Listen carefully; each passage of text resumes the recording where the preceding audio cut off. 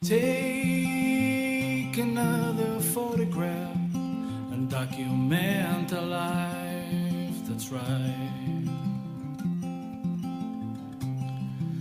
And ways consist of simple things, the days of black and white.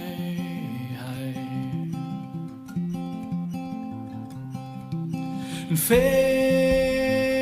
from a humble past that one with the ground. Yo, what's happening? Welcome to another episode of Talkin Guff podcast with me, your host, Ruben Django Pouch. In the interest of full disclosure, I've already recorded this podcast. And I did it. I ate 2 weed brownies. No bullshit, right? I ate 2 weed brownies and I did the podcast. And it just sort of fucking descended into me totally dribbling on myself. Like, I felt like I was talking for hours. Like that hours had gone by. And then I finished the podcast not really knowing what I had just spoken about for hours. And not even an hour had gone by. I didn't even get a whole hour out of it. So I had to do it again. And at the start of that podcast, I'm like, in the interest of full disclosure, man, I just ate a couple of weed brownies. Let's see how this thing goes. It fucking went downhill. So that's why I'm redoing it. It's night time. I've been in work all day. I'm going to do it again. How's the heads? Do you know what I was thinking to myself? Like asphyxiation masturbation, you know, like where you fucking do a David Carradine, choke yourself and jerk off. That must be fucking amazing. That's like the heroin of jerking off. That shit can kill you. And motherfuckers do it. That must be the best wanking going. Asphyxiation masturbation. Has anyone out there tried it? Please comment in the comment section below. Let us know how you got on with it. And be careful while you do it, I assume. But yeah, asphyxiation masturbation must be great crack, huh? Again, like I fully intend to get the podcasts out like every week. I fully intend to do so. But it doesn't always pan out that way. For numerous reasons. I think the last time I was saying I was a bit depressed. And because here's the other thing, one thing I never sort of said about being a bit depressed is like I'm trying desperately, or I don't even think that that's the right thing to say, that I'm trying desperately, but I have to give up smoking, basically. I have to give up smoking tobacco, and I have to give up smoking weed. Now, realistically, I know my mum has lung cancer. She stopped smoking 20 fucking years ago. So I have to stop smoking, and realistically, I have to knock the weed on the head as well for a while. And that, I'm not joking, the concept of that is like breaking up with a woman or something. Like, it's fucking really, really upsetting me, actually. And and something that depresses me or upsets me or frustrates me even more is that, like, I can't just go, right, I quit. I can't do it. Like, I'm a slave to it. That's pathetic, isn't it? 37-year-old man, I'm a slave to smoking tobacco. I'm a slave to smoking weed. And that really upsets me, actually. Or it makes me feel a bit, whatever. It makes me feel down on myself. It makes me feel negative thoughts about myself. But we'll touch a bit, actually, on that at the end of the podcast. So the reason, I suppose, why this one didn't take just a week to put out, they're fucking hard work, the podcasts, actually, like I said before. And I miss the lads. I miss having the people to bounce off. I think that makes it easier, you know. But if anyone out there wants to maybe do the technical ones and twos for Talkin Guff, or if in any way you're interested in being part of the Talkin Guff team, please get in contact. Comment in the comment section below. Like, subscribe, all that guff. And another thing is, I'm looking for guests. Just general guests to have a bit of a ramble with. I think that'd be a bit of crack. And so again, if you're someone who might be interested in being a guest here on Talkin Guff podcast, give us a holler. But the reason this podcast has taken a while to get out is because I was sick. I was sick there for like 5 days. I was full sure that I had COVID. Like, I was just like, this is it, got it. Got this shit. And I mean, touch wood. See, here's the fucking thing. It's like, I don't give a fuck if I get COVID. Maybe I'd be actually happy. Logistically, it would be a nightmare for people that I move within simpatico. Like, my mum wants to go away on holidays next week, and if I got COVID, that would be a big hassle for her, and same for my ex and my child. They want to go away on a holiday, and that would have been a head wrecker for them, potentially. I I wouldn't like if it had fucked other people's plans or fucked with their shit. But yeah, I didn't have it. I was just like old school sick, like the way we used to get sick back in the 90s. And I actually haven't been sick in ages, but I was surprised then because I'm lamping the vitamin D and the garlic and all out of it. And so, but yeah, no COVID, just old school sick. But like, you know, I was waiting to get my COVID result back for 2 days, and I was like, well, I'll bring the dog for a walk down the beach because I'm self-isolating. And like, even I felt like when I'd meet people I know, I had to go, oh, by the way, I'm sick, you know? And it felt weird that I had to sort of surrender that information just in case someone saw me like cough and go, wait a minute, do you have COVID? And I'm waiting on a COVID test, so don't come too close to me, even though, whatever. And so, yeah, that's it. The reason this one has taken a while, a week and a half, maybe 2 weeks, even by the time I edit and all, is because I was sick, put me out of action for 3, 4, 5 days. But then maybe that would have been the perfect opportunity to do a podcast. Who knows? But I'm late. It's taken me a while. But when I was poorly, got a COVID result, took another 2 days off work because I was still poorly. And then I went back to work and I was still a bit sniffly. In fact, I still am a bit snotty and all. But I was still a bit sniffly and snotty. And I had to walk downstairs to the prep kitchen and I had to go out onto the floor and walk past people. And I needed to sneeze really bad, but I didn't want to sneeze as I was walking past. These were general public, like customers, effectively. And I didn't want to sneeze as I was walking past them. Again, because I'd be worried, like they'd be like, oh, that guy's sneezing, does he have COVID or whatever?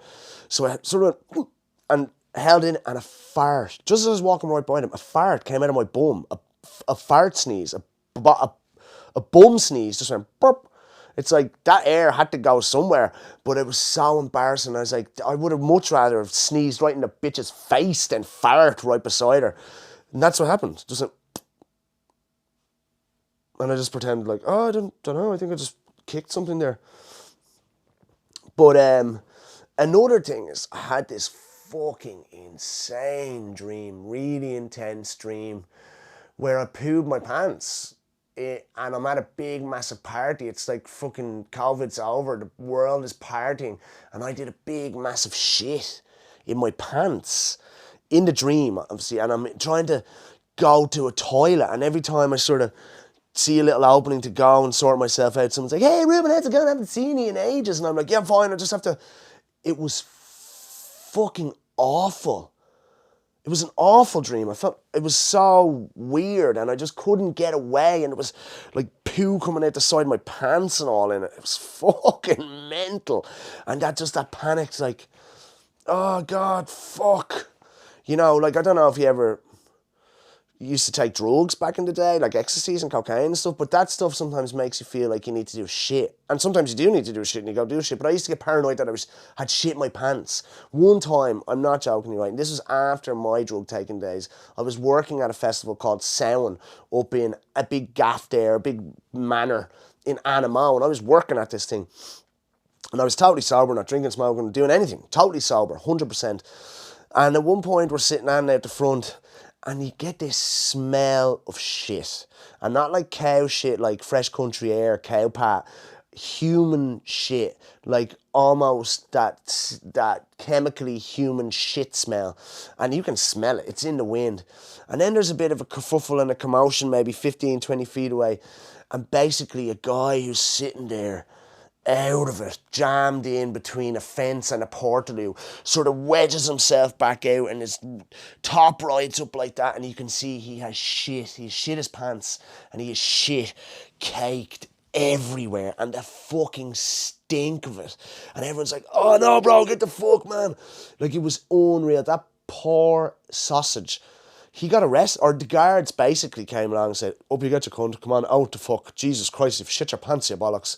And they sort of corral him out without touching him around, and they just sort of usher him out. They probably just got him out to literally outside the gates and were like, no, you can fuck off, you cunt. But that poor little sausage was raving it up. 1 minute, he's raving it up, having the crack. The next minute, he's woken up in a ditch somewhere in fucking County Wicklow with shit all over him. Like, night ruined, and he's probably got people on the phone going, you shit your pants, you grah. But that's what this dream was like. It was fucking awful. Like, couldn't go anywhere, and I was trying to get out of this house to clean myself up, and everywhere I turned was just like more attractive ladies going, hey, what's up, Ruben? And I was like, it was fucking panic-inducing dream. But one time, right, I was at this big psychedelic trance rave up in the hills there in Wicklow somewhere, and there was this tiny cottage on maybe about an acre of land, and a tiny cottage, like 2 rooms and a bathroom and a kitchen. And then on the property of said cottage, like, you know, on the surrounding acre, they fucking set up this huge big tent, psychedelic trance rave. So we're all taking these and all, and it starts to rumble on me a bit, and I go, I start to feel this. And sometimes you do a poo and you come up on your drugs, and next thing you get off the toilet and you're fucking out of it. But I was like, I need to go do shit. And I was there going, right, I can either do it in the woods and just sort of take my chances with trying to wipe it with napkins or whatever in the dark, or I'll go to the toilet in that little cottage. And after much deliberation, I decided I would go to the toilet in that little cottage. I get into the cottage and it's fucking wedged. It's wedged. And there's people queuing up to get into the toilet. Like, it's tiny. It's literally a living room, kitchen, bathroom, and a bedroom in the back. And it's fucking wedged. There's hundreds of people in this tiny little cottage. And so I queue up and go into the toilet, and I just get on to sit on the toilet. And literally I pull down my pants and sit on the toilet. And there's no lock on the door. So I have to put my foot up against the door for fear of someone coming in. And I just like evacuate a fucking half-ton of effluence from my butthole. And it stinks. Like, I mean, it stinks. And if I think it stinks, me, the perpetrator, the man sitting on the toilet who just evacuated this smell from his arse, if I think it stinks, someone else is going to think it fucking stinks. Like, it's disgusting, gross. Next thing, it's like, and so I'm starting to panic a little bit, and I'm wiping up and getting myself cleaned up, and I'm like, oh, fucking hell. You ever do that trick where you do a poo in a place where you don't want it to, you don't want to stink out, and as soon as you do the poo in the thing, you flush it in the hope that you suck away all the smell and the vapor and all? But I done these tricks, you could smell it. It was dank, hanging in the air. You could practically see it, like a hazy, like, you know, like a hazy sunshine day. That's what it was like in this Jack's. And now I'm really panicking because there's girls knocking on the door and all, and I'm going, fuck, what am I going to do here? So I'm really panicking at this stage. And I decide, the bathroom must only be literally this wide. There's the door, here's the toilet, there's a sink, and there's a window. So I'm thinking, I'm gonna bail out the window, I'm gonna go for it here. And I basically had my foot up against the toilet that's getting kicked at this stage. Come on, man, will you? And women waiting to get in. And so just at the last minute, I just literally jumped like a fucking athlete. I'm not an athletic human being. I was even less so then. I don't know how I did it. It must have been the drugs. Because I mean, I just fucking swan dived out the window. As my foot releases its pressure on the door, it spills open. People come falling through the door. The stink hits them. And all they can see is the soles of my feet fucking arcing out the window. Boom. I do like a parkour barrel roll out back to the rave. I couldn't believe it. But that's enough of, you know, poo stories and shitty dreams and all. But interesting. I wonder who's a dream expert? What's that poo your pants thing a dream about where I keep literally, like, I can see through, if you just get through there, you're out the back door and you're home and dry. And then someone just comes along, hey, Ruben, what's going on? What's that about? From a dream's perspective. Did anyone else see there in the news that the British comedian Sean Locke died? And Sean Locke was always a firm favourite of mine. I think he'd be on like 8 out of 10 Cats. What was the other panel show that Darragh O'Brien did that was really good? Mock the Week. These sort of things. These English comedy panel shows. He did a lot of them, and he sort of glasses, really fucking cool, really funny, sort of head and shoulders above a lot of the other panelists on these aforementioned shows. And he died. Sean, did you get it? Yeah, I did it by just willpower. I don't use maths. I used the force of the mind. 10 times 75, which is 750. Yeah, you're still in the game. And then by using sheer willpower, I used the 10 again. 50 fucking 8 years of age, man. I'm panicking about my health a bit. Like, I'm turning into a hypochondriac. And like I said, I have this thing going on that I have to go into the hospital and all. And I'm all right now, but at the time I was thinking, that's it, you got cancer, man, you're fucked. 58, Sean Locke died from cancer. That's heavy shit, man. That's really heavy shit.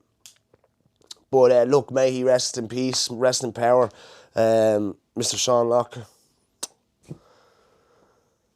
Has anyone seen this thing, the milk crate challenge? It looks like some sort of hood hustle over in the States, but basically like some dude has got, they sort of look a bit like bottle crates from the pub. Anyone ever worked in a pub or did a bottle boy or whatever, you know, the classic crates. They sort of look like them, but less sturdy. Like they've got more give in them a bit. Like they're a bit flimsier than them. They're quite solid, those things, but solid as well in their own right. Milk crates, right?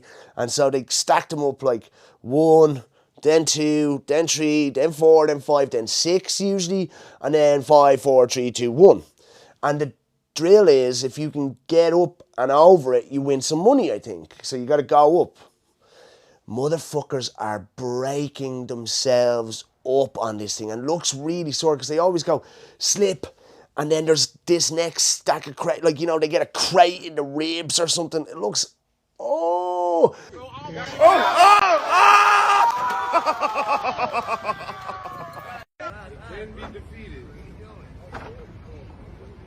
No, he got it too.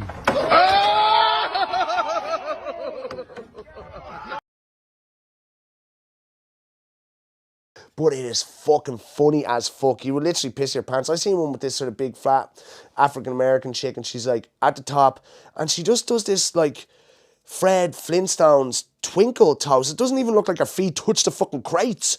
She just all the way down to the bottom. She's like, pay me my money, motherfucker. Pay me my money. Hey, she don't know what the fuck to listen to. Hey, everybody saying go south, go west, go east. Come on, man. And I'm gonna buy you a zombie. Bitch. That's good, ain't it?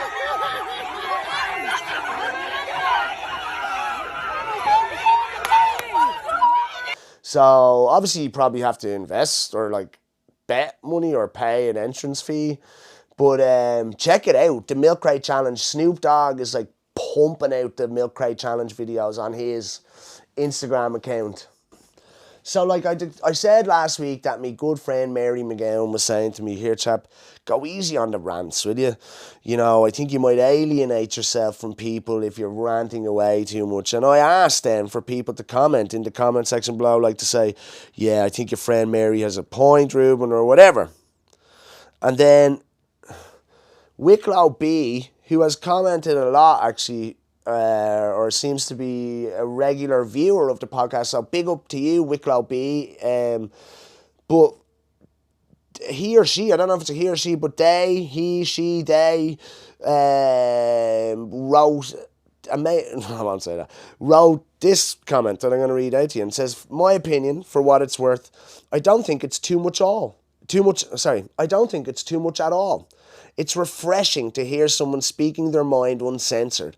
I think everyone holds back so much to avoid any uncomfortable conversations. Can't say I'd be brave enough to do it myself, so fair play. Boom. So I'm not a fucking ranting lunatic, Mary McGowan. I'm brave. There you go. And I actually, yeah, 100%. And then to go on to say the gig thing is scary. Maybe musicians will have to start planning illegal open air gigs like the raves back in the day. Boom. A good friend of mine, Dan Blake, who I've mentioned before on the podcast, and big shout out to Dan Blake. He was saying the same sort of, no, what he said to me, he said, that thing you were saying, Ruben, about the sort of entertainment stratosphere becoming sort of like an elitist luxury is terrifying. And in fact, the thing he said is it gets him in right in his feels, he said, because he's one of these characters I was talking about. Dan Blake is one of these independent, small promoters. Back in the day, that's how I met Dan. He was putting on gigs and he used to book a band that I was in called the Cujo Family to play gigs. And so that's sort of, you know, he could really, I suppose, understand where I was coming from on that one, in that, because he has experience. That's what he started doing. It's probably has a lot of fucking really fond memories tied to his independent promotion days. And so again, I think it is really sad, and I think it's probably within recording and performing artists' best interest to sort of not go along with it. Maybe to say, no, we're just going to... And the thing about illegal raves, like I said, I was in a band called the Cujo Family, and I would love if the lads would agree to this someday. We were talking about doing a gig when everything died back down, sort of, you know, one for nostalgia's sake, if you will. And I would love to do a thing where you just go... See, the Cujo Family are back together. See you on Bray Beach in an hour. And we just set up our own PA and fucking bang out a thing and just let everyone go mental. Start a revolution. I was watching a Russell Brand video. And I know I actually have referenced Russell Brand a good few times. And hold on. So, for anyone who doesn't watch Russell Brand, I would think that it would be within your best interest to watch him. I think everyone should watch Russell Brand. I think he's brilliant, actually. And a really neutral, truth-based, fact-based purveyor of information. Alternative news sources, etc. He's fucking really good, man. The stuff he's coming out with is like real defender shit. And I say big up to fucking Russell Brand. And you should check him out. But it would be my opinion that you should check him out. He did a great thing. COVID power grab. Your freedom's gone forever. ? And he just sort of spoke about, like, I suppose written into a lot of constitutions is guidelines for ruling by decree, emergency rule by decree shit, okay? Obviously, we know that we don't want to end up in a situation where governments or ministers can make up law as they see fit on an individual basis. And, you know, because that's fascism, isn't it? That's totalitarianism, I think. And he was saying, and so look, I would just go and watch that because I'm not going to reference it enough or I'm not going to get it right, but go and watch that. He's basically talking about an article or a paper written by a man who's talking about, you know, the pitfalls of this situation. Like in Scotland, they just want to they want to keep their emergency legislative powers forever. The Scottish Government wants its emergency coronavirus powers to become permanent, including the ability to impose lockdowns and restrict gatherings so long as they believe it is necessary and proportionate. Like it actually says, we just want to do this going forward. We want to be able to shut down gatherings like as we see fit under the guise of COVID. And I just think, it's a really interesting episode or 20-minute video by Russell Brand. I think everyone should check it out because it's sort of terrifying. I suppose the point I'm trying to make is that I was saying last week that I'm going to try and make sure that this is a more positive space, and I stand over that. But I also want to not bury my head in the sand. I think it's really fucking important that people go, here, how come that government wants to maximise control and install emergency legislative sort of totalitarian powers forever? You know, that's definitely not something we should ignore. That's where I'm coming from. And maybe I take it too far. Maybe I'm sometimes heavy-handed. But I suppose when I was watching this Russell Brand thing, I thought to myself, fuck this. I mean, honestly, anyone who doesn't like my rants can actually fuck off. They can fuck off and listen to Danny from the Coronas podcast. And you can hear Danny tell the story about when he gave Bono a blowjob that time. Or you can listen to, I don't know, fucking Glenn the pedo Hansard regaling Danny with stories of hobnobbing with the boss and shit like this. Go watch that. You can have at that one because right here on this motherfucking podcast, we're talking guff. We're talking fucking real shit, yo. And we want to have a laugh as well and we want to poke fun, but we want to make sure that, yeah, this is it. This is the fucking shit that's going on out there. And you got a problem with listening to me talk shit about it, then fuck off. That's, yeah, I'm talking about you, Mary McGowan. No, I'm not because you're a good friend. I love you. But for anyone else that's sort of going, you know, I don't care. Like, that's where I'm coming from. So we're back, you know what I mean? Fuck yeah, we didn't even go anywhere and I'm already back. Oh yeah, and so now that we know that I'm mad for ranting and you can fucking like it or lump it, let's have at it. Let's have a few rants. Let's talk about some fucking motherfucking crazy shit going on around the world, yo. Real shit. I watched a couple because I was watching Vice documentaries, and I will still stand over the fact that I've mentioned before, should I say, in the past on this podcast, how I find Vice to be a very very at odds with itself, because sometimes they publish and produce really interesting content that I really enjoy watching, and sometimes it's just fucking woke leftist tripe that I cannot stand, like literally stuff that shouldn't be given oxygen to, like woke fishing and all that sort of shit. But they do crack out some. There's a fucking deadly 20-minute Voice documentary about Tongolese deportees, like lads who had been deported from Australia and America predominantly back to Tonga. And when they get there, like, there's just fucking nothing going on. Nothing. They're barred from going back to Australia or wherever they've been fucked out of. And it's really fucking sad, actually. Or it's really... Yeah, no, it is a bit sad, actually. These lads are totally lost. But that was... Sorry, I don't know where... I just went on a tangent there. But I did watch a couple of documentaries on Vice. One of them was about like shit that's going on over in South Africa at the moment. I think what happened was they had a president, Zuma or Zumba, I can't remember, and I'm sorry if I've got that. It might be, in fact, I might have got that entirely wrong. But he set up this big anti-corruption racket, or, anti-corruption campaign, bringing motherfuckers to rights for corruption, basically. And it turns out he was the most corrupt motherfucker in the whole country. He had embezzled something like $34 billion. Who the fuck is texting me at 11:10 in the night? Oh, fuck off. Anyway, he had embezzled something like $34 billion from the country. And they were like, oh, you're the most corrupt motherfucker around. You have to go to jail. And they fucked him in jail. And so, look, I don't know enough about the political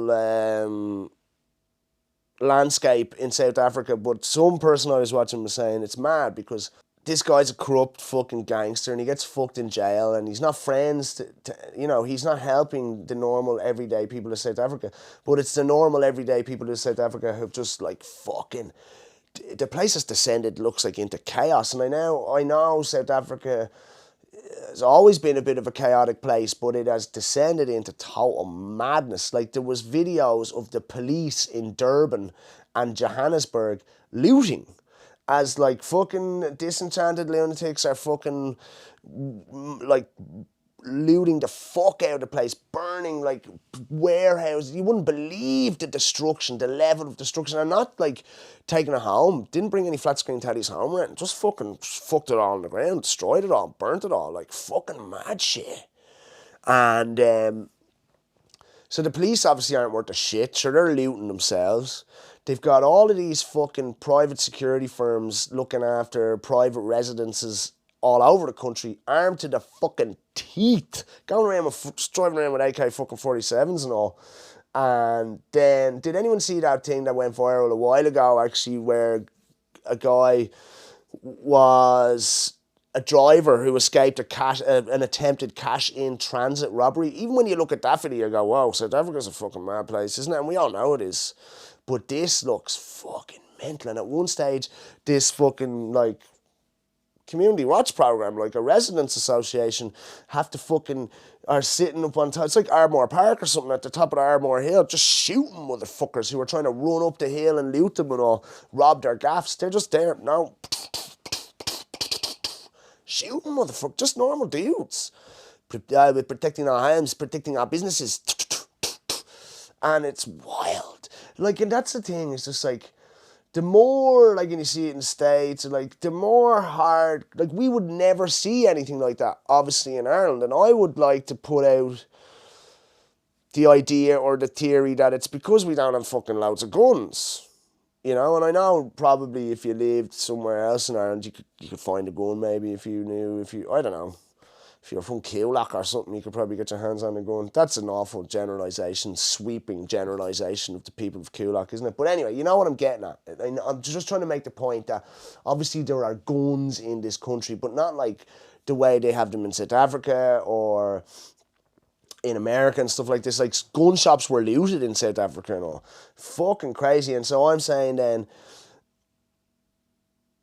if you fucking have a load of guns and shit like this is what's going to happen then, when it's like you're just going to go straight there. Just go, oh, let's just get our guns and kill those cunts. Or let's just get our guns and go out and rob places. And so I suppose the point I'm trying to make is that it's probably never really a good idea to be armed to the teeth, because that's when arms get used and motherfuckers get killed. So that in the last while, it just has totally descended into chaos during the pandemic, as far as I can see. And it looks terrifying. And I suppose we're blessed that we don't live there as well. I watched then this other Vice documentary about West African pirates. And this was fucking crazy, right? Because then, I'm pretty sure about this, because there's Kenya on the east coast and Somalia is just above it, I'm pretty sure. And I think that's right. And then so we're used to hearing about East African pirates coming out of Somalia. Like, what's that fucking film called? Captain Phillips, yeah, you know, with Tom Hanks. And so that's the sort of narrative or the story we know about African pirates, shall we say, and this new wave of modern piracy. And basically what happened in Somalia and East Africa is they just were like, all right, so they went full retard on them and just fucking murked the pirates. So it's not worth it being a pirate anymore in Somalia. You get motherfucking killed, basically, instantly. Navy just come along, kill you. And so, but then, so there's a load of pirates now on the west coast in, I think, I might be wrong, I'm sorry, but I think it's Nigeria. But on the west coast of Africa, they're having a huge piracy issue now, which in and of itself is interesting. It's sort of extreme to look at, and you're sort of going, wow, that's mad. I'm sort of glad I'm never going to be in that situation, which is very privileged, I suppose. But I'm watching this thing, and what makes it mad interesting, and it sort of goes to show you like that once massive amounts of money involved, all bets are off. And so the catalyst, if you will, for this West African piracy issue is that the government of said West African nation, I'm pretty sure it's Nigeria, but I might be totally wrong about that, but the government of said West African nation have colluded with foreign international oil companies like BP and shit like this, fucking drilled a load of oil out. But in the process, they've fucking destroyed, they've spilled something like 10 million fucking barrels of oil in this delta or something like this. Some ridiculous number. And totally decimated and eviscerated the local fishing stocks and the local farmland. And like, this guy is in the middle of his field going, look at this. And just oil. The fucking ground is just sodden and soaked with crude oil. It's just everywhere. It's fucking disgusting. And like, that's all these people have. They're poor subsistence farmers and fishermen, and their fucking lands and their waters have been literally destroyed, whilst members of their government and international oil companies are making fucking billions of dollars. And like, when you see it, you're going, what? But that's where they live and all. That's their, like, what would I do if like one day it's just like, all around, you know, whatever, let's just blow up all the restaurants, fucking kill half the people, and, you know, fucking rape and pillage land, and just like, the one thing you just manage to just survive on that you take from the ground or you take from the seas, you know, the fucking bare necessities is just destroyed, eviscerated. You want to see the fucking fields and the river and all. And it's just like, oh, fuck you.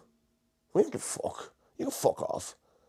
And so again, when there's billions of monies involved in situations, it doesn't matter how bad. Obviously, there's the evidence. It doesn't matter how bad or how negative the effects are on normal everyday people. You can go fuck yourself. We don't care. Fucking mental. And so I thought those were two really good 20-minute voice documentaries and worth checking out, actually. And again, it sort of puts into perspective, like, you know, the level of white privilege that I get to enjoy it's mental, you know. And when I start, and then like the stuff I was saying last time about COVID being sort of privileged, like you look at that situation and just tell these motherfuckers there's a fucking pandemic going on. See what difference it makes in their world. But then I tell you, right, I know I bang out on about the COVID stuff, and not necessarily about COVID, but more about the trappings of COVID and how it's exponentially advantageous to not me, but to other people, and to a very finite and rarefied group of people. And so I know I do bang on about that, but again, like I said, it's like, well, if you don't like it, you can fuck off, because I feel like I have to talk about things that I see going on. I'm like, well, that's crazy. I'm not going to talk about that. But one thing that really pissed me off during the week, like it really fucking annoyed me, again, because I keep mentioning, I just want there to be a safe space for people who don't want to take the vaccine, as much as I want there to be a safe space for people who do want to take the vaccine. I want all fucking expectations to be catered for. That's it, because that's what we live in, a society. And one of my heroes a little bit is a guy called Questlove. And for anyone who doesn't know, Questlove is the drummer from a band called The Roots, and he's a fucking amazing drummer, and he's more than that. He is also sort of like, he's a musical historian, definitely, and a black culture historian, really. Like, he knows, he's an encyclopedic knowledge of music and black culture. It's brilliant. But he's also then, I suppose, the band leader, because the Roots are the sort of the house band now for the Jimmy Kimmel Show, and that's fine. Motherfuckers want to get paid. They do great covers with the guests, like pop star guests on kids' musical instruments, like classroom musical instruments. They do some great ones, and so fair fucking play to them. Highly talented motherfuckers, 100%. And Questlove is the band leader on the Jimmy Kimmel Show, so the Roots are the house band, he's the band leader. And I was just then thinking to myself as I read what I'm going to explain to you now that, you know, he's sucking on the tit, isn't he? But basically he put up this, and now like he put up a video, and it was 2 videos. It was a woman watching a TikTok video, doing her own TikTok video, like the way Gordon Ramsay does for people putting food up or whatever. And there's this guy who's probably not even a doctor, explaining vaccines and why this one's different and unsafe or whatever. And I'm not saying, like, I don't know the vaccine is unsafe. I don't know that. And this guy's saying he does know that, and you're once poo-pooing what he's saying, or she's debunking even, shall we say, what he's saying. And he could be talking shit, and she could well be debunking his shit talk. But the tone or the message or the moral of everything that Questlove was saying in his post, and I can't remember word for word, it was something like, this isn't about obesity, this isn't about AIDS, this Delta variant is blah, blah, blah. And if you don't get vaccinated, basically you're a selfish, stupid prick. You know, who should be ashamed of themselves. That's the tone of what he's saying. And I just was like, couple of things. Number one is that, and this is not a conspiracy theory, this is a fact, we do not have the prerequisite data to determine whether or not these new coronavirus vaccines are safe in the long term. It doesn't exist. That data, whatever the fuck you want to say, isn't there yet. We don't have it. And so for you to tell me that these things are unequivocally safe in the long term is bullshit. You can't say that. Just as much as I can't say they are unequivocally unsafe. But given the fact that we don't have the prerequisite data, I don't think anyone, regardless of body autonomy or any of this shit, like, my business is my fucking business, but I don't think anyone has the right to coerce or shame me into taking this vaccine when, as I said, we do not have the prerequisite data to determine whether or not it is safe in the long term. I just think that that's really plainly obvious. And if you don't have any right to fucking try and tell me I'm a stupid, selfish prick, like, fuck off. You know what I mean? It just doesn't, especially when you live in a country like America and you're complicit in their fucking foreign policy, you know, you want to talk to me about doing your part? Get the fuck out of here, Questlove. I was so pissed off, because basically what for me it meant is just like, he's Hollywood now. He's a fucking Uncle Tom, pretty much. He's Hollywood. You're talking about a guy, you know, just even knowing what he knows about black history and black culture, and it's like going, now you're just going, yeah, sign me up, government. When did we all start to trust the government? When did everyone start to trust big business?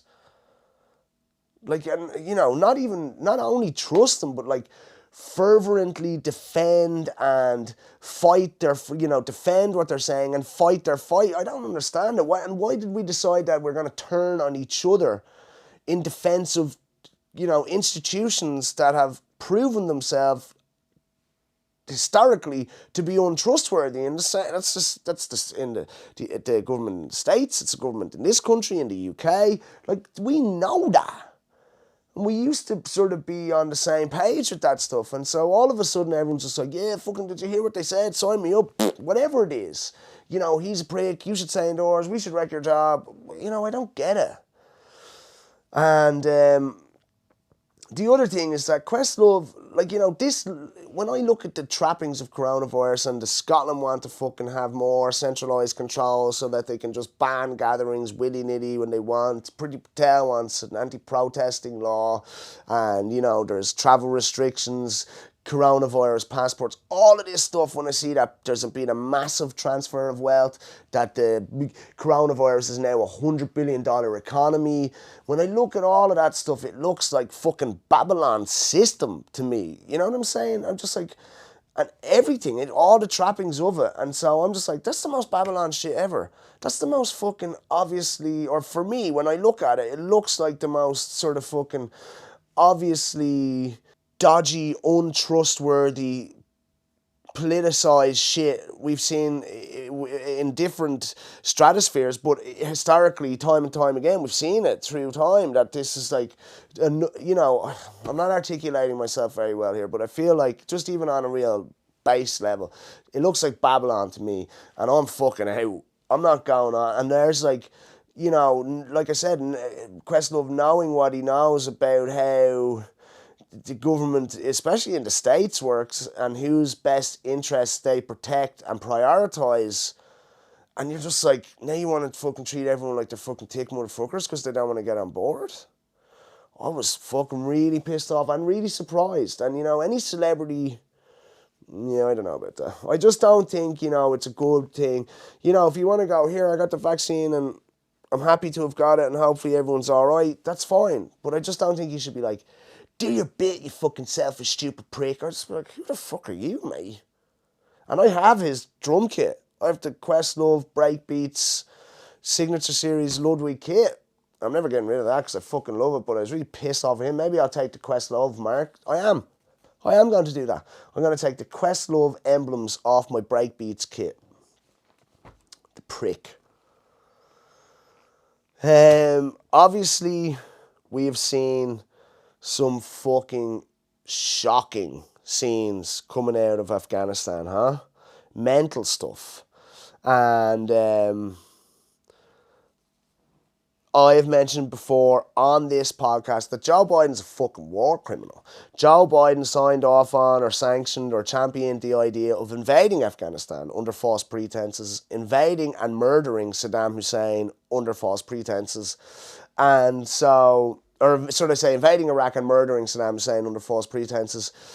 And obviously, like someone was saying there the other day to me, that they were having an argument with a mutual friend of ours who was saying that Afghanistan, that the Americans, had every right to and should have gone into Afghanistan. And I was just like, that's fucking crazy, isn't it? To think that was ever a good idea, and to think that it was, because even how many people have died there? Thousands of US and British soldiers, but tens of, if not hundreds of thousands of normal, everyday, innocent people who were just trying to do their best to survive, like we are, living in their world. And we came from our world, or the Western Coalition forces came from our world and totally fucking destroyed the place. It was the better the devil you know over there, man. Especially definitely in Iraq. And I would say, Muammar Gaddafi's a fucking bit of a hero of mine. If you look at what Muammar Gaddafi was doing back in the day, it was, he did a bloodless coup. A bloodless coup. He fucked out England's installed puppet fucking monarch, King Idris. He fucked out all of the oil companies and nationalised everything. And he did do that. And he might have spun out on cocaine there somewhere in around the last, not quite, because when he got back on track at the very end, I'm pretty sure, because if you listen to some interviews and some talks he gives, because he was he's an Arab socialist, he's an African socialist, and he was going to set up a resource-backed currency, for a pan-African resource-backed currency that they could trade on the world derivative markets themselves. And they fucking killed him for that. They ripped him apart on the street, shoved a knife up his ass. We came, he saw, he died. And that's basically what Middle Eastern intervention is all about. It's about money. And if you want to tell me that, and I'm sure that the Taliban had to go. In fact, let me just say this, right? Look, I said it last week. We're talking about going into these places like Afghanistan and Iraq under the guise of liberation and feeding them this pseudo fucking democracy. And that's the narrative. It's them, we're being democratic, we're helping these people. But actually, we don't give a fuck about these people. And that's obvious for what they allowed to happen in Iraq. And then the power vacuum in Iraq and Afghanistan created ISIS. And some would argue, a person I know who's very well informed in this situation, says that ISIS was in fact created by Israel and Afghanistan, and Israel and Saudi Arabia. And he also says, I don't know if this is true, but that ISIS have never attacked Israel or any Israeli defense force outpost or anything like that. And I would like to know if that's true. Actually, if you know, would you comment in the comment section below? And if that is the case, is that not really fucking suspect? But it was all about money. It was only to service the industrial military complex. Like the 5 biggest arms dealers in the world generated $1 trillion out of Afghanistan in 20 years. That's what it effectively did. They made $1 trillion for the 5 biggest arms dealers in the world, or arms companies in the world, doing different fucking fucked up shit, basically coming up with ways to kill and maim people. And they made $1 trillion out of that. Again, that's what people will do for money. They just kill and maim people. It's bizarre, isn't it? When it's been when it's been bled dry, basically, when they can no longer get any more money for weapons and shit like that, they just leave. They're just like, right, we're out of here. And I do know a person who has worked in the Middle East for the last few years in mental places. And I just won't go into his identity too much because he would be upset with me for doing so. But he works for the Foreign Office, and, he's worked in the Middle East and Africa previous to that for a long time. And I'd be very close to him. So I gave him a call and I said, look, man, here's the thing. Because someone sent me a video of, guess who just got back today? Those wild-eyed boys that have been away. And it was the fucking Taliban dancing around with a load of guns and all. And I'm sort of looking at it, thinking to myself that, yeah, I could romanticize this situation a bit. I could romanticize the Taliban as these sort of unbeaten freedom fighters who are taking back what's theirs. And they obviously came into Kabul and sat in the presidential buildings and did the whole more statesman thing and talked about, education for women and women's rights and this sort of stuff. And so I was willing to sort of romanticize it a little bit. And so I rang my mate. I said, what's the story, man? What's going on here over in Afghanistan? I told him that exact thing. I was like, I'm sort of romanticizing a bit and thinking maybe this is a good thing. And because obviously it's shocking scenes. Like, what would it take for you as a human being? I remember when people were dying in the Mediterranean Ocean trying to flee, was it Syria or Libya? I can't remember. And saying to myself, what would it take to get up in the middle of the night with my kid and go, come on, we gotta go. Come on, we gotta go, come on. No, you can't take anything, just bring that one teddy and let's go. Going down to Bray Beach in the middle of the fucking night and getting on a dinghy with 100 other people and just going out into the dark. Like, how desperate would I have to be to do that? And just as much so, how desperate would I have to be to hang on to the landing gear of a fucking airplane as it took off and eventually fall to my death? Jesus Christ. To think that that's what some people's lives are in this world, in the 21st century, it's just like, you know, I said to him, I said, going, is this a good thing? Could it be a good thing? And he's like, no. This can only be a bad thing. And he was there. The unfortunate facts of it are that these lads have been in a cave, literally, and that's not like, you know, trying to be derogatory, and they've been in a cave for 20 years getting indoctrinated into sort of Sharia law Islam, and, you know, they fucking, and some of them are young, they don't look much older than 24 or 25 and stuff, and so I think they're orphans of the, you know, of the invasion in 2003 or 2001, whatever it was, 20 years ago. And yeah, he was saying this is bad news because basically these guys are all fucking, you know, indoctrined Sharia law lunatics, basically, and they're going to come down. And he said, this is what I found really interesting. So have a listen to this. He said, and he's like, I've seen it on the ticker or whatever. So he's, you know, the office shows this sort of stuff. And he's like, there was a meeting 100% between the Taliban and the US. And in that meeting, whatever, at one point in the meeting, they're just saying, look, lads, we're going to give it back to you. We're going to give it all back to you. But if you fucking come down into Kabul and start chopping people's fucking heads off and telling the women to get inside and all, you know what I mean? You know, stoning women to death in the street for not wearing fucking full hijabs or whatever. If you start pulling that shit off straight away, you're fucked.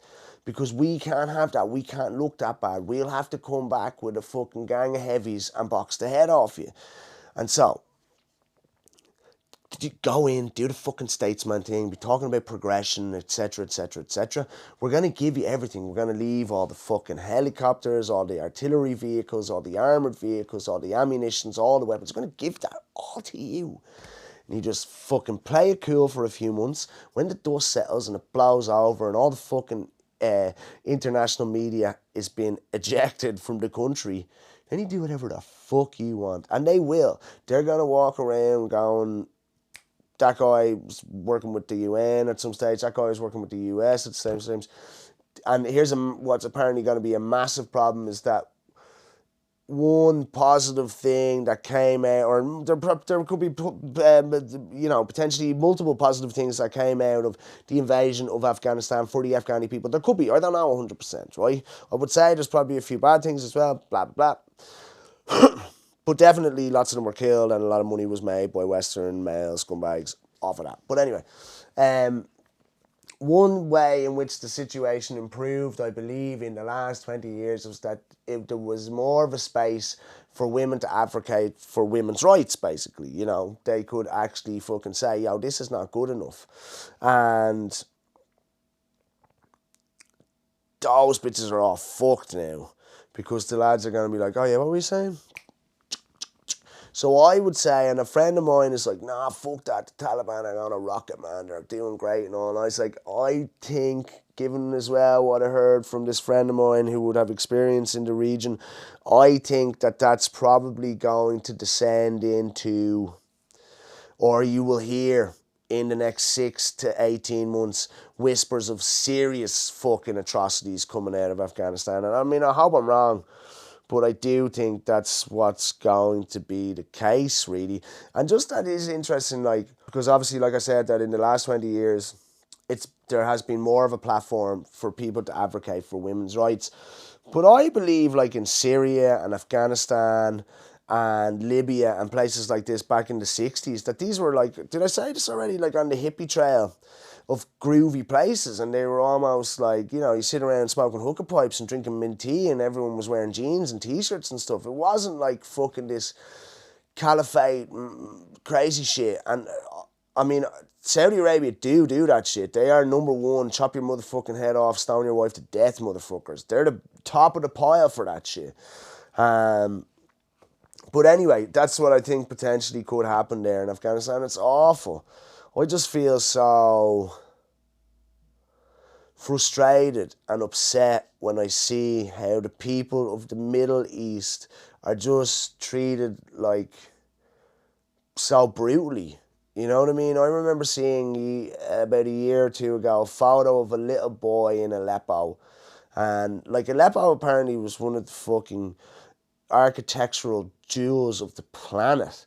Like a stunning city. And I saw this photo before of this little kid. He must have only been about 6 years of age, and he was protecting his little sister, who must have only been 2 or 3 years of age, and they were in a sort of tucked in the corner of two walls. There was obviously bombs going off around him, or gunfire firing or whatever, because he was down like this, but he was like that, and whatever way he was holding himself, he looked like he had chubby, he was 5 or 6 maybe, chubby little dude, or the chubby little arms and all on him still, puppy fat on him still, but he was holding himself like an adult. Do you get what I mean? Oh, it really struck me because he looks like a little kid. He's huddled over another kid, but just his body language, the way he held himself was like, and it makes sense to me because he's obviously experienced this before. The first thing he does, grab his sister, gets over. Like even that, you know what I mean? That's like a fucking manly movement, body language, if you will. And to see that little kid have to employ that was heartbreaking, really, because I have a little boy and I would hate for him to have to be that afraid or to have to learn that quick. And then I also get a bit annoyed because I'm like, well, maybe that's just your bullshit Western privilege, Ruben. And I suppose I'm afraid that my son would ever have to go through anything like that. And then the flip side of that is just like, well, fucking, who do you think you are? Yeah, it could all be good, but it could all be fucking bad as well. So I don't know, I suppose we're blessed really, aren't we, to not have been born in these exploited, war-torn countries. It's awful. It's awful. And I've spoke about Israel and Palestine. When you see what's going on in Palestine, man, it's awful. When you see what's going on in Aleppo, when you see what's now going to be going on, what has happened in Iraq and now is going to happen in Afghanistan, it's fucking awful. Anyway, I'm pretty much going to wrap it up now in the next few minutes, right? But I was watching, and this might take a minute for me to articulate and try to get right, so bear with me. Like I was saying, I've been trying to delve into this the last few days, and I don't know if I'm going to articulate it very well, and I hope I do, but bear with me a little bit, alright? So, let me just try and think. I went to the cinema. I've been to the cinema a few times, actually, with my boy in the last few weeks, and it's great, because we love going to the cinema, and he really got a buzz out of it. He's gotten a buzz out of it. Now, I think I might have overdid it because we went the other day and he looked a bit bored. He was bored, in fact. We went to see Snake Eyes, G.I. Joe Origins. I thought it was pretty fucking good, actually. But he thought it was a bit boring, maybe, I think. But then when we got out, he said he fucking loved it. Him and his best mate. And so we went to see this movie called, what was the other one we went to see? Free Guy with Ryan Reynolds, who we love. We love Ryan Reynolds, who doesn't? And we went to see this Free Guy film, and basically, pretty clever premise, but I suppose it's just actually the Truman Show for Gen Zs, because basically this guy is what do they call that? An NPC, a non-playable character in a video game. So obviously, in GTA or whatever, that's what it's like. It's like a GTA game. It's like an amalgamation of all those games, Fortnite, GTA, and Need for Speed, and, whatever. But in GTA, there's like all the other periphery characters and you can engage with everyone. They're non-playable characters, NPCs, right? And Ryan Reynolds is basically an NPC in a video game, and he figures it out, or he starts to figure it out. Basically, it's sort of like the Truman Show, actually.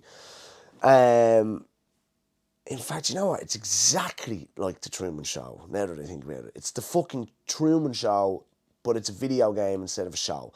But anyway, so, well, not really, I suppose, because he's not the star. It's very like the Truman Show. I'll leave it at that.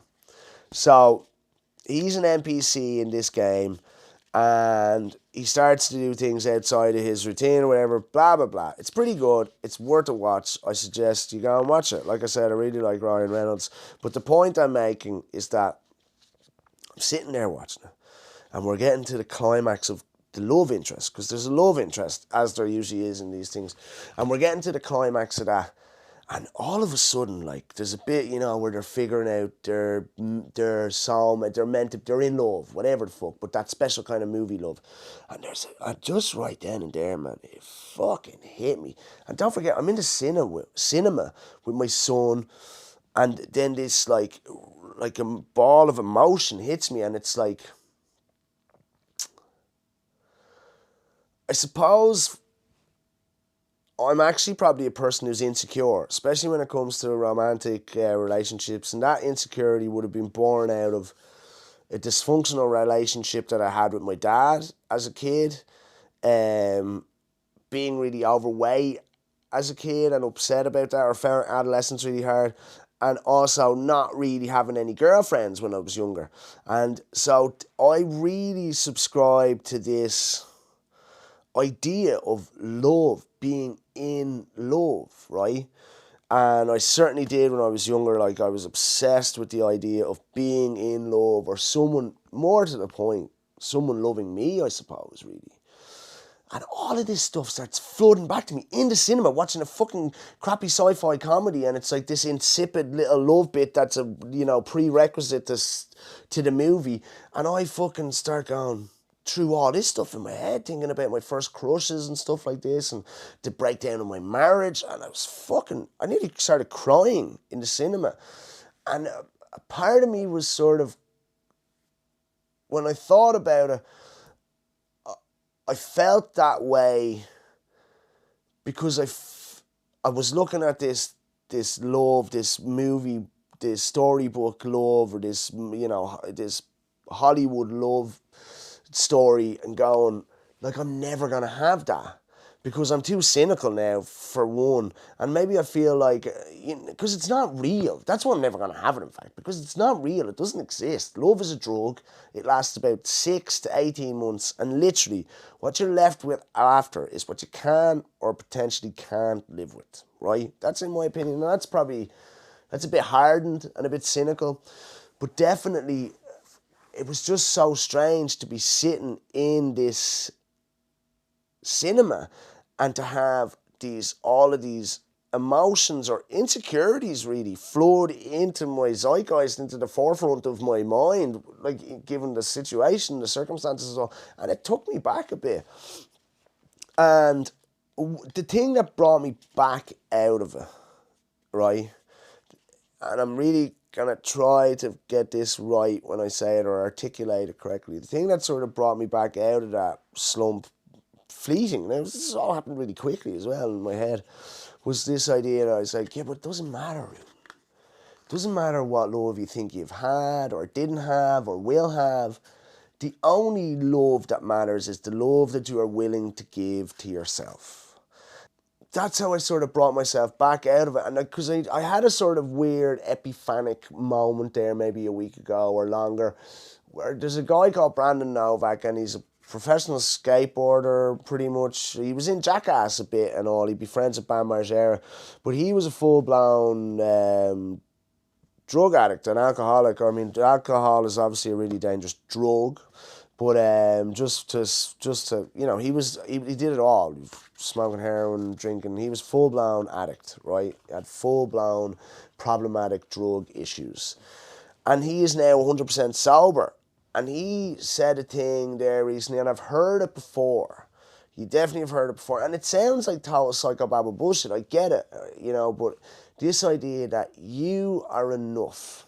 And, you know, you don't have to, you know, you only have to fulfill you. You only have to get to that place where you are enough. What that person over there thinks about you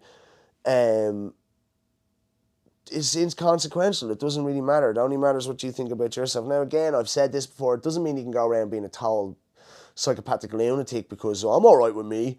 No, it just means, you know, do not beat yourself up. Do not put yourself in a situation where you think you're not good enough. You are enough. You don't have to impress this person. Just do you. That's it. You don't have to impress or, you know, and maybe the reason I do the podcast is a little bit about that as well, because I want to implore or, you know, upon people how much I like to read and think about stuff. Haven't I great? Maybe there's an element of that in this as well. Well, who knows? But what I will say is that it doesn't matter. All of it doesn't matter. Just get comfortable with you, love you, remember the fact that you are enough. I'm enough. And that's it. For this one, that's it. I'll talk to you soon. Namaste, bitches. Peace, love, unity. Mwah. Document a life that's right. And ways consist of simple things, the days of black and white.